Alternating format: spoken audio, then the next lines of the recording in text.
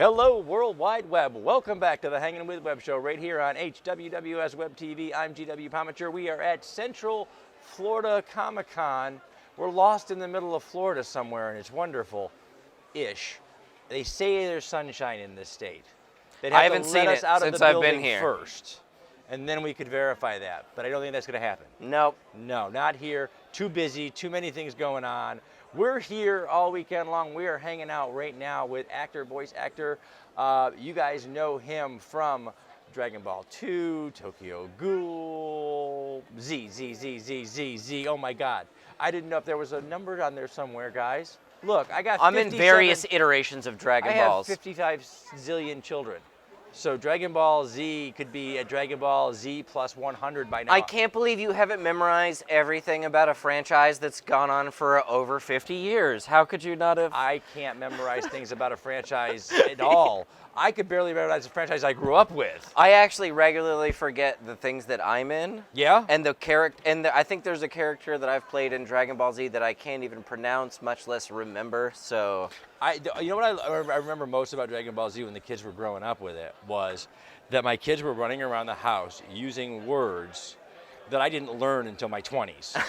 Right. I mean, they had like, this is this move and this is that move, and I'm like, dude, I didn't know that was a word until I was in college, and you're using it to describe something entirely different, by the way, but it works. And I'm like, wow, that's crazy. Oh, I'm sorry, it's Austin Tindle. They figured that out by now. You're YouTube, you're smart. Oh. Ish. Did you say my name wrong? I didn't even notice. I didn't say your name. I said Austin, and then I went on to other things. It's fine. Austin Tindle is here with us, guys. My last name is Tyndall. It's Scottish. My ancestor was burned at the stake for translating the Bible into English. We have a castle. It's supposed to be haunted. Check it out. Translated the Bible into English. Yeah. That would William Tyndall. Yeah, but that was you know. What's interesting is his translation was it was considered by the aristocracy to be overly poetic, and it's also informally by multiple scholars is cited as one of the potential sources of inspiration for William Shakespeare's early writing. Wow. Including the word in iambic pentameter. Right, exactly. No, and I don't think it went I don't think he did any iambic pentameter in his translation. But the word scapegoat was invented by William Tyndall. Wow. Look, I'm an author and I'm a literary geek, so we are in the presence of the great something or other of literary royalty. Yeah. I'm basically a genius, and I didn't have to do anything. See, it was awesome. That's perfect, man. I do want to tell you, though, yesterday was a great day here at the con, and I was spending all my time locked on this set with the chain on my ankle, because that's what they do. Yeah. Working. But I did get up long enough to see you had a group of fans that came up to the table in a whole gaggle, and I was thoroughly impressed. Not only did you come out in front of your table, which is something that we loved about these small cons, is you can do that. Yeah. But you took them around. You led their little conga line of cosplay. Yeah. And I was thoroughly impressed with that, because I walked away thinking, you know what? That is what they literally are doing it. Hey, guys, come here. Guys, come over here. Come on over here. Everybody, I want you to say into the camera how much you love me. Come on over here. Come on over here, guys. Right here. That's right, guys. These guys met Austin yesterday, and have been thoroughly enjoying this convention. We've been watching you guys go by in your wonderful. First of all, awesome cosplays, guys. You guys look amazing. Thank you. I stole my cosplay. No, don't worry. We're breaking the set apart. It's all right. I celebrate any opportunity for people to talk about how great I am. And You were great on stage. Yeah, oh yeah, we were just involved in a cosplay competition. It was a skit you guys competition. went to the cosplay. I saw it for playing with Oh, you went and they came and got you. Yeah. It was really exciting because I haven't acted on stage in many years. So thank you guys for letting me go back to it. That is awesome. We had it in the whole thing, and it was so cool. Baby Austin, baby Austin, baby Austin, baby Austin, baby Austin, All right, guys. baby Austin. Thank you. Baby Austin. Okay. Wow. I love you guys so much. No, thank you guys. Get out of All here. All right, you guys, go make trouble. Brats. Go make trouble, guys. Hey, be nice. Voice actor's amazing. Character, not so much. Oh, go on, guys. Have a great Wow. time. Thank you. I love You're the it. best. Wow. Thank you guys. I've never ran so much in my life. Me either. I was actually really impressed by it because I was like, we were running for so long. I was like, how is she still running? I'm so tired. That is awesome. Okay. Okay. Screw you guys. I got to talk to a camera. Make bad choices. Wait, that's the wrong one. Damn. Anyway, it's too late now. Yeah, I was just thoroughly impressed. I love that you interacted with that's what con life is all about, right? Is making those fans feel that. Those are the con moments that got to be great, coming through. It's awesome. It's weird. I don't know how to handle it. Was there ever a moment now in your voice? I know you said you come from a stage background. Yeah. And into your voice acting. Was there ever a moment when you kind of now you're looking out from the dais up there at a Comic-Con, looking out as the fans come up, and that's got to be awesome in and of itself. But was there ever a moment when you thought that's where you were going, or it just sort of wake up one day and go, "What the hell? How did I get here?" I mean, yeah. you did it through hard work, but at the same time, it's just like you got to pinch yourself. Is it real? No, yeah. Well, and me more than anybody else probably. I don't know how I ended up here. I was actually I was going to school for electrical engineering, and in the very last semester of my college, I switched majors, and I managed to get a role playing Romeo in a local theater with a local theater company, and I just really wanted to be on stage. I really enjoyed acting. I didn't even know that Funimation was a thing, or that it was right in my backyard. Until basically I spent 8 years doing theater, doing a lot of Shakespeare, and eventually because of the theater I was doing, I got an agent who picked me up, and that agent sent me to Funimation and was like, hey, go check this out. And then I spent 3 years auditioning at Funimation without getting any roles before suddenly they just started bringing me in as a background character. And then 2 years after that, I suddenly had my first name character, which was Alzek Connell in Fairy Tale. Fairly small character who is kind of a part of the main cast in that he's part of the same guild. The orbits, Yeah, anyway, he doesn't ever speak really, but it's great to be a voice actor with a character that doesn't speak, because it makes your life so easy. I mean, they say to you, Austin, deliver not that line, don't say it, just deliver that emotion, and we'll draw it later. Well, and I would love to get to that point. Yeah. Because where I'm at currently in my career, and especially you get this a lot with people who are doing dubbed anime for a living, or for a side living.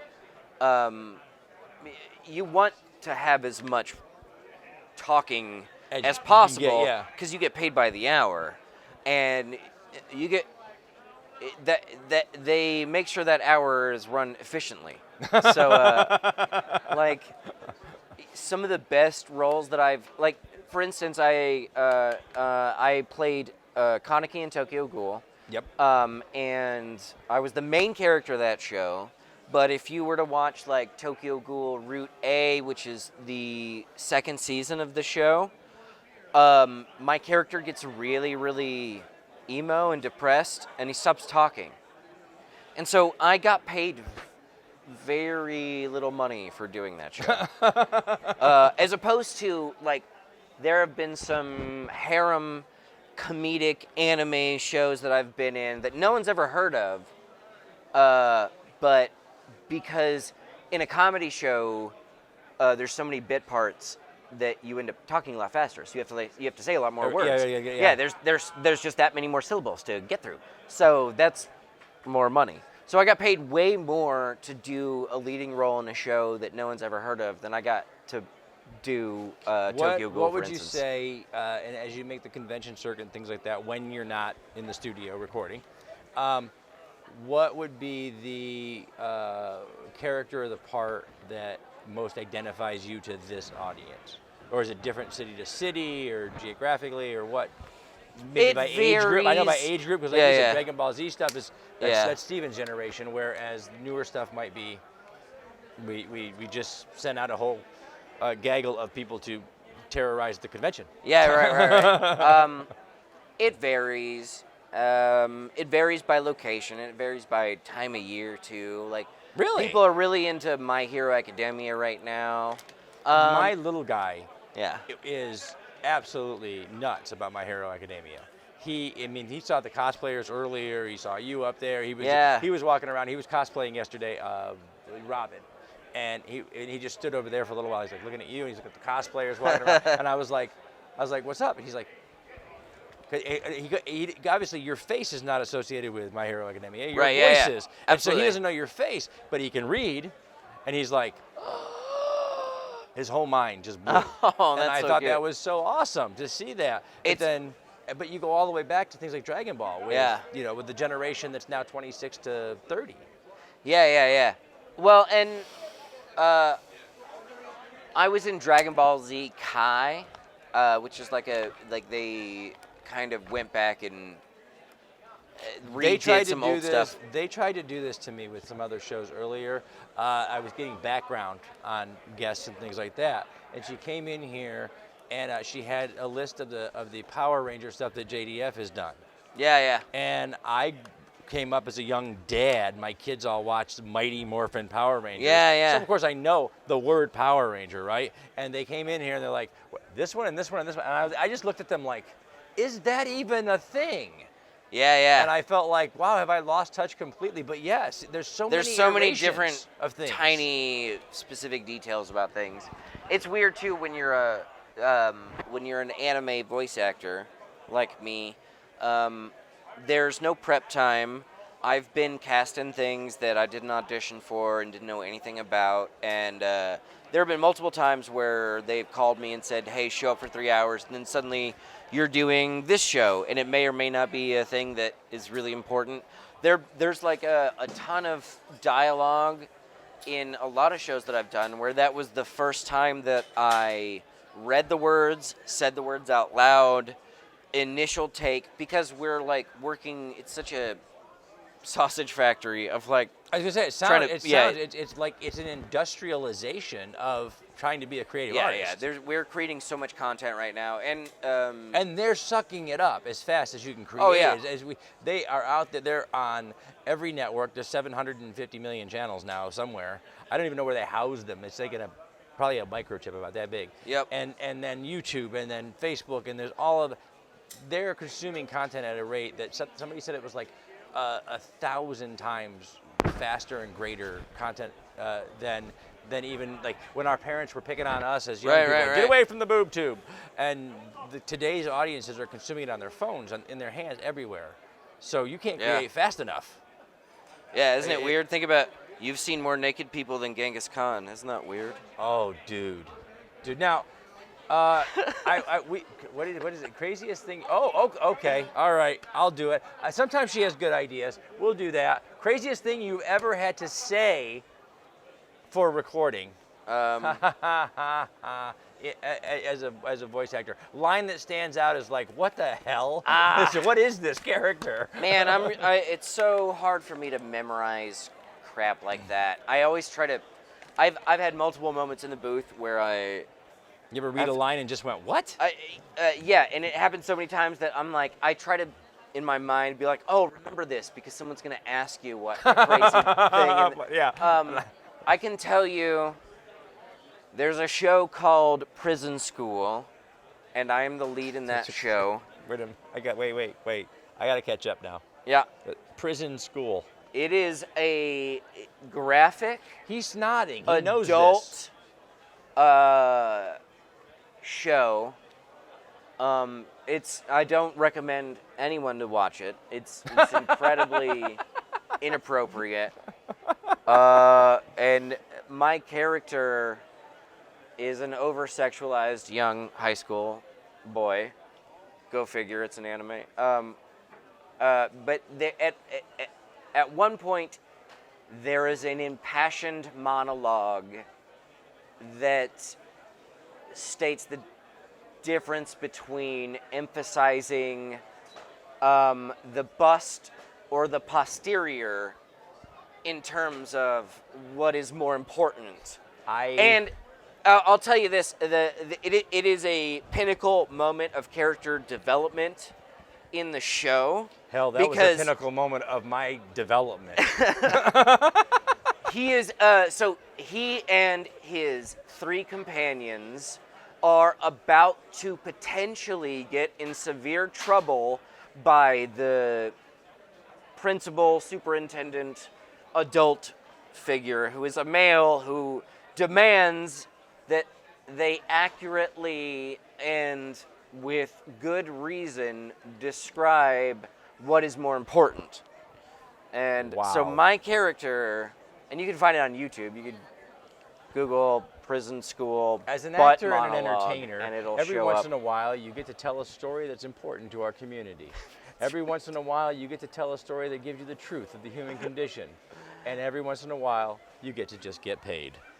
What's really nice is that I agreed with the monologue, and it made it really easy to... That makes it easy to do. Yeah, yeah. That's right. I can understand this. And a man sets priorities around the age 13 when it comes to these things. So, you know, you got to know where you stand for almost the rest of your life. It's an opinion that is a mature one. Yes, that's right. Yes, she told me this earlier. Oh. We wanted to know, your birth was foretold by a swallow. And Sage very much wants to know, was it an African swallow or a European swallow? Wait for the laugh because it's a Monty Python reference. I know. It's going to take 4 people on the internet 5 minutes to find it. I was about to ask you what your favorite color was. We have to wait for the internet to Google some things now. Blue. No, wait. Yes. Awesome. But thank you. You are referring to my bio. Yes. Which is basically word for word a copy and paste from that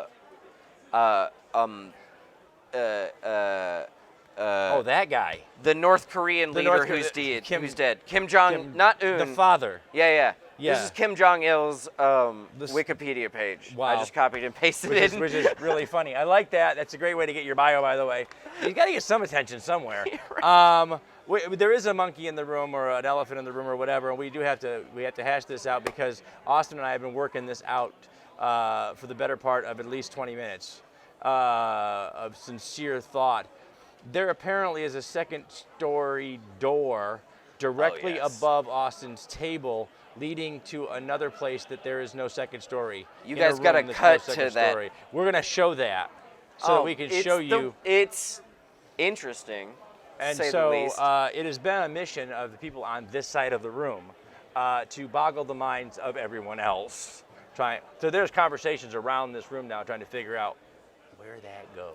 Man, I would love for there to be a way to access that door from the other side. But also, I would love the idea that it's just a closet in the ceiling. Which is wicked cool in and of itself. But it reminds me of so I'm a big The Office nerd, like the TV show The Office. Yes. I'm a huge nerd. I watch the Office Ladies podcast, and they often talk about how the entire set was recreated. And if you ever go watch The Office, anytime they're in the warehouse after season 3, when they go upstairs and then there's that door that leads to the rest of the office, that's just a 5x5 closet where they all had to squish in before their scenes. And we know there's a true. This is another idea of that is true story. We're at a Comic-Con, so this is Nerd Culture 101, right? NORAD actually does have a broom closet that has a sign on the door that says Stargate Command. They actually have that door. You open it, and there's your broom. And That's so awesome. it's a true story. If you take the tour of NORAD, they give you the little walkthrough tours. Yeah. And you can see we had Kevin Anderson, the author, who did a research project, and he got to take the whole tour. Whoa. He was like, "Can I open that door?" And they're like, "Sure, go ahead." And he did, and it's like it's a mop closet, but it That's says Stargate hilarious. Command on the door. So see, you never know where these things lead.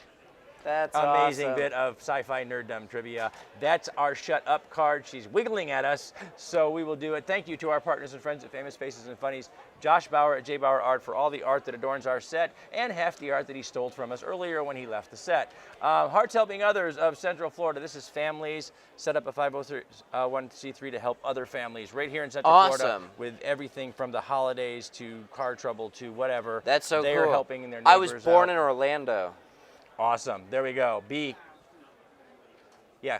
Anyway, Brevard Film and Talent for helping to make us a little more than a journalist, part maybe of a maybe halfway decent filmmaker.